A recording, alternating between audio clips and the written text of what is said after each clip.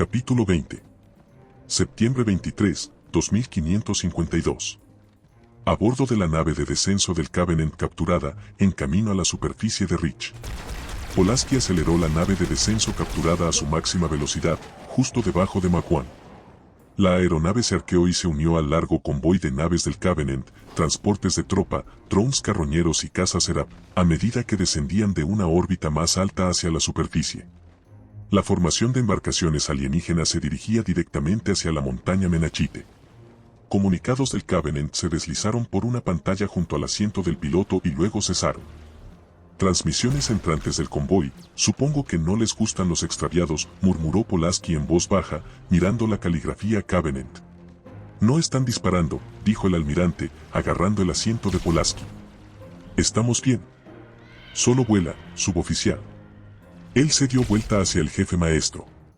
Prepáralos, hijo. El jefe asintió y se movió a popa hacia el resto del escuadrón. Sus 3 Spartans, así como el teniente Aberson, Locklear y el sargento Johnson estaban sobre un conjunto de armas desplegadas en la cubierta. Anton corroboró el inventario: escopetas, una pistola de barra de combustible, lanzacohetes Jackhammer, pistolas de plasma, y todo tipo de granadas, elige la que quieras. El jefe tomó 5 cargadores de munición para su rifle de asalto MA5B, 3 granadas de fragmentación y una escopeta para efectuar combate cercano. Nada extravagante, quería mantenerlo sencillo para poder vigilar al resto de su equipo. Locklear levantó la pistola de barra de combustible, gruñendo por el esfuerzo. El arma brilló con un inquietante verde a lo largo de su caja de combustible. Grace lo liberó del arma demasiado pesada y se la llevó al hombro con facilidad. Asegúrate de conseguir un arma de mano, le dijo el jefe a Locklear. Estaremos en espacios cerrados bajo tierra. Recibido, dijo Locklear. Estamos cerca, dijo el almirante. El jefe maestro volvió a la cabina de mando para observar. La línea de naves de descenso y drones maniobró hacia un montón de piedras del tamaño de un camión que habían sido excavadas desde la montaña. Un agujero en espiral, de 10 kilómetros de ancho, estaba colocado donde la montaña Menachite alguna vez se había levantado majestuosa e inexpugnable, cubierta de bosques y glaciares. Ahora solo era una mina de cinta transportadora, con un solo eje perforado en su centro. Un crucero Covenant flotaba sobre el eje, y el resplandor púrpura de un elevador de gravedad acuchillaba en el agujero. Esa es nuestra zona de aterrizaje, anunció Vicom. Pulaski, quiero que conduzcas esta caja directamente hacia abajo, pero reduce un poco la velocidad de los motores y deja que su haz de gravedad haga el trabajo. Nos llevará hasta lo que sea que haya en el fondo. Con todo respeto, almirante, dijo Pulaski, no estoy segura de que quepamos. El almirante entrecerró los ojos en el agujero. Encajaremos, él dijo. Tengo absoluta confianza en ti, suboficial. Ahora hazlo rápido. No creo que nadie piense que bajar ahí abajo es una buena idea. Sí, señor. Sus ojos se fijaron en el agujero. No hay problema, señor. El jefe maestro se maravilló ante la falta de miedo del almirante. Él confiaba en el juicio del hombre. Había sido criticado durante sus campañas por tácticas y estrategias poco ortodoxas, pero su perspicacia se había mostrado correcta cada vez. El jefe maestro, sin embargo, también había observado que cuanto más arriba en la cadena de mando recibía sus órdenes, más probable era que esas órdenes demandaran lo casi imposible. Aguarden, el jefe llamó a su equipo. Pulaski desplomó la nariz de la nave de descenso Covenant y cayó en el oscuro haz de gravedad morado que centelleaba. En el instante en que entraron al campo, la nave saltó, aceleró y se estremeció en el agujero perforado a través de roca sólida. Aislada de los finos fragmentos de luz solar, la nave se oscureció. Las luces de marcha internas brillaban en un tenue azul. No tenemos espacio para maniobrar aquí dentro, susurró Pulaski. El teniente Aberson se adelantó. Almirante Vicom, señor, veo cómo podemos entrar, suponiendo que este agujero conduzca a algún lado. Pero es la otra parte de su plan la que no está clara. ¿Cuál es nuestra estrategia de salida, señor? El resplandor de acero del almirante atrapó a Aberson. Lo tengo resuelto. Dispara solo cuando te diga que lo hagas y mantén la calma. ¿Lo tienes? Aberson apretó la mandíbula, pareciendo extremadamente insatisfecho. Sí, señor. Pulaski se centró intensamente en las paredes del túnel que corrían hacia su aeronave. Los sensores de corto alcance tienen un contacto, ella dijo. Parece el fondo del pozo. Tiempo estimado de llegada 60 segundos a esta velocidad. El almirante se acercó al jefe y le susurró, vamos a ser atacados por lo que haya ahí abajo. Asegúrate de devolverles el golpe 3 veces más fuerte. Entonces pon a Anton al frente para ver si puede localizar a tus Spartans. Supongo que han caído al suelo. Antes de que el jefe pudiera responder, el almirante se movió a popa y agarró un rifle de asalto y 2 pistolas. Él agarró plasma y granadas de fragmentación a su cinturón. 30 segundos, llamó Pulaski. Ella apagó los motores, y la nave de descenso se movió sola en el haz de gravedad. Hay algo ahí abajo, ella dijo. Es la luz del sol. La nave de descenso emergió en una sala titánica de 3 kilómetros de diámetro, circular, con una docena de galerías circunscribiendo el espacio. Encima, un sol holográfico y una docena de lunas rodaban por su techo abovedado. Excepto por el agujero perforado en la montaña por el Covenant, la proyección holográfica era perfecta. El almirante escudriñó la habitación, y sus oscuros ojos se fijaron en una concentración de fuerzas del Covenant en el suelo, cerca de un borde de la gran sala. Allí, él dijo, y señaló. Digo que son un centenar de ellos, unos pocos élites, Jackals, la mayoría Grunts. Parece que están limpiando una cueva y aún no están listos para las visitas. Bien. Pulaski, aterriza a medio kilómetro de distancia y luego limpia el polvo. Quiero que regreses a ese agujero lo antes posible. Tápalo. No queremos dejar la puerta trasera abierta. A la orden, señor, contestó Pulaski. El almirante Vicomte se dirigió a Lee. Eres nuestro guardia de la retaguardia, hijo. Quédate aquí y vigila la nave con Pulaski. Lo siento. Señor. Sí, señor, respondió Lee.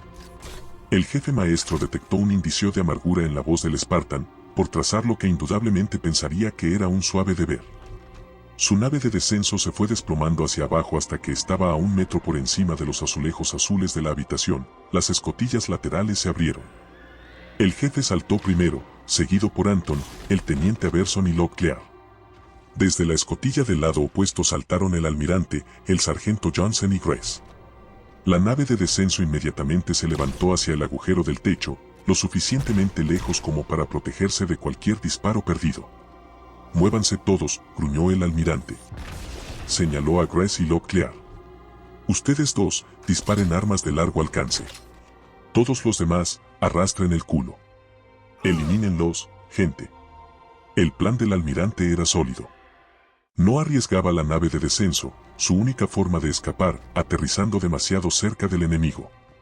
Todavía tenían el elemento sorpresa, el Covenant nunca habría anticipado un ataque en el corazón de su operación. Pero, ¿cuánto tiempo duraría esta ventaja? ¿Cuánto tiempo antes de que ese crucero arrasara su nave de descenso hasta los átomos? El Covenant no era su enemigo más peligroso. El tiempo lo era. Grace se detuvo, forzó la pistola de barra de combustible a un ángulo de 45 grados en el aire y lanzó una ronda. El arma alienígena siseó y escupió una brillante esfera de energía. La ráfaga se arqueó sobre la distancia de medio kilómetro, impactó y explotó en un destello verde. Grunts y Jackals volaron por el aire. Locklear disparó 2 cohetes Jackhammer y luego dejó caer el lanzador usado. El par de cohetes conectó con un cúmulo de élites que, hasta hace un segundo, habían estado dirigiendo el espectáculo. La explosión gemela oscureció ese extremo de la habitación con nubes de polvo, fuego y humo. El jefe maestro hizo un gesto para que su equipo se separara y avanzara en un trote. Adelante había Grunts y Jackals silueteados en las nubes de polvo, gritando y disparando al aire, unos contra otros, y a todo lo que se movía. Sigan moviéndose, dijo el jefe maestro. Muévanse mientras no sepan que los golpeó. Anton se detuvo y se arrodilló junto a un conjunto de huellas excavadas en el suelo de baldosas. Callie ha estado por aquí, reportó sobre el canal de comunicación. El jefe maestro hizo clic en la frecuencia de comunicación del equipo rojo. ¿Callie? ¿Frag? ¿Joshua? Spartans, reconozcan esta señal. Solo la estática le contestó. A 1 centenar de metros del aturdido equipo de trabajo del Covenant, un perno de plasma extraviado se disparó desde la brumosa región arrastrada por escombros y detonó a unos pocos metros del jefe maestro. Él envió un rocío de fuego automático a través del área, esperando forzar al enemigo a mantener sus cabezas agachadas. Grace se detuvo y disparó la pistola de barra de combustible otra vez. Una segunda ráfaga de energía radiactiva destelló por encima y detonó a lo largo de la pared lejana. En la intensa luz, el jefe maestro vio que una docena de yacals se habían sujetado a lo largo de la pared y superpuesto sus escudos de energía para crear una falange.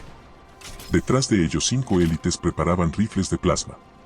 Abajo, él gritó y se zambulló hacia un lado. Grace golpeó el suelo y rodó lejos.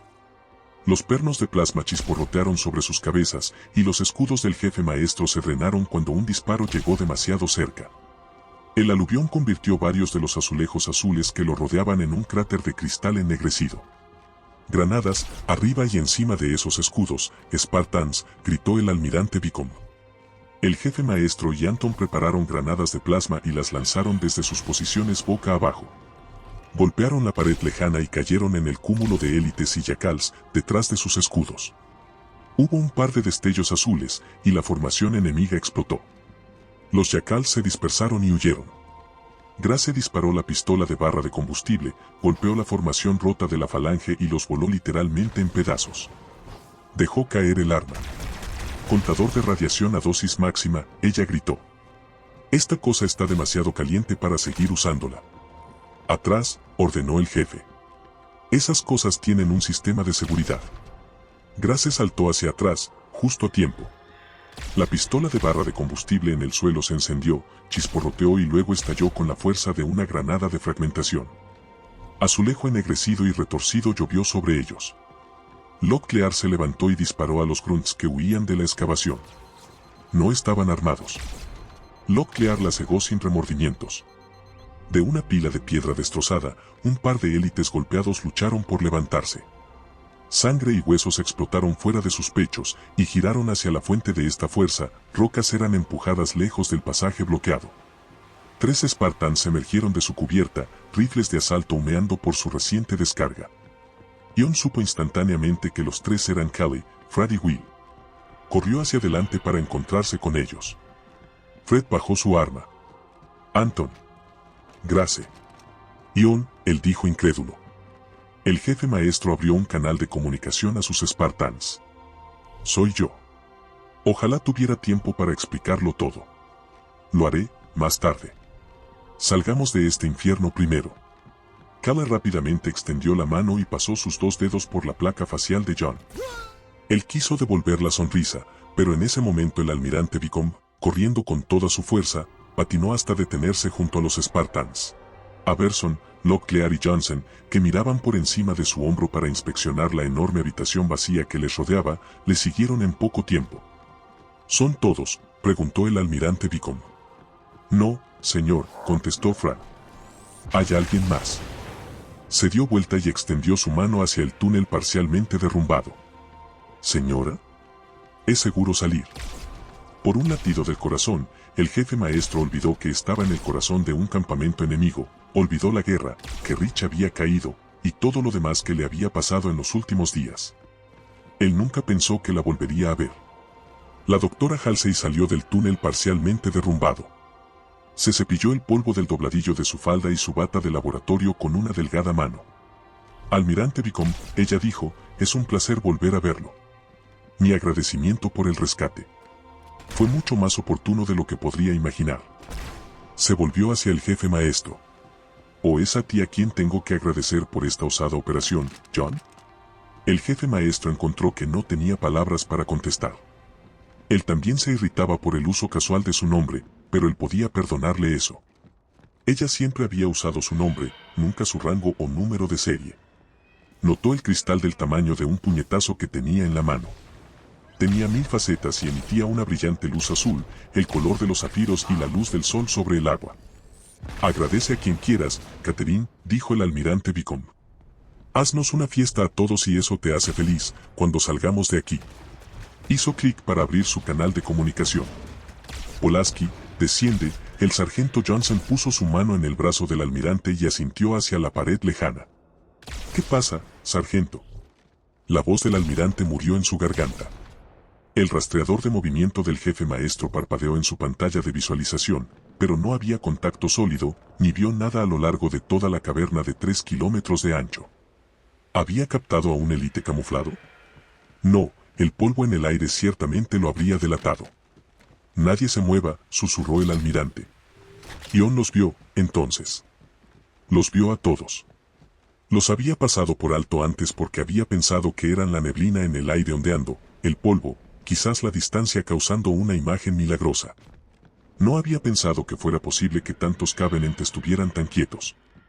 En cada nivel de las 12 galerías escalonadas que circunscribían la gigantesca sala había soldados del Covenant.